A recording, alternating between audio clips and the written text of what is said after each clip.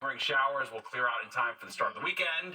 But we also have a powerful geomagnetic storm to talk about. Nick Gregory is here, and Nick, never a dull moment in the world of weather, right? No, that's why I love it so much, because there's always something to talk about. Just wait a day and it changes. And certainly today it changed from yesterday, cloudy, cool weather only in the upper 40s to about 50 now across the area. Still a little bit of light rain left out, but notice it's shrinking here in the animation, and that trend's going to continue. Take a look at the wide view, and again, it's really starting to fall apart here. So the rain's about to come to an end. A little clearing will happen as we get towards the daybreak time frame. Futurecast shows a decent day tomorrow. Sunshine, some clouds, a pleasant day, but still cool, only getting just above 60. Here comes Mother's Day. Here comes more showers again. Probably not so great for mom as we look for temperatures to hold in the 50s.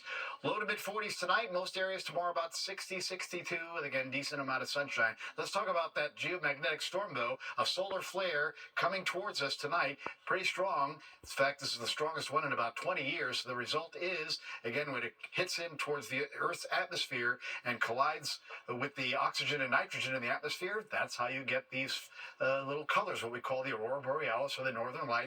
And depending upon if it collides with nitrogen or oxygen, depends what colors we see, green, blue, red, etc. But it can also disrupt satellite communications and maybe even your cell phone. So this is the strongest one in about 20 years, Natasha and Steve. Very interesting. My cell phone. Yeah. That'd be a big Now I'm You can't invested go far in this without storm. that. Scary stuff. All right, Nick, thank you. And now let's get more on that extreme solar storm and the severe storm watch from NOAA. The agency's satellite saying it's reached level 5 on its 5-point scale measuring geomagnetic activity. Yeah, that's something we haven't seen in more than 20 years. Fox 5's Richard Giacobbe spoke with experts on what impact it could have on us here across the tri-state. Tonight, the tri-state area is on storm watch, but this isn't the kind of forecast we're used to. We're talking about a solar storm, and a severe one at that, the kind that hasn't threatened to cause this much of a disturbance to our infrastructure since 2003. This is a very unusually strong storm, probably the strongest that we've seen around here in almost 20 years.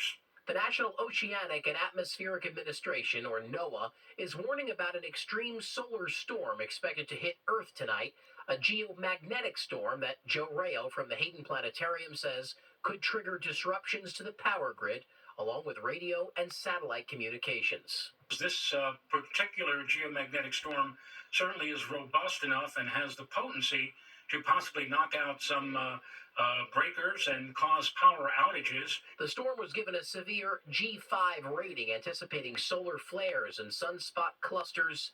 You could see them circled here from a satellite image from NOAA. It'll be directed at Earth between now and Sunday. The sunspot clusters are so big, you might be able to see them with your eclipse glasses from last month. Chief astronomer at the Franklin Institute, Derek Pitts.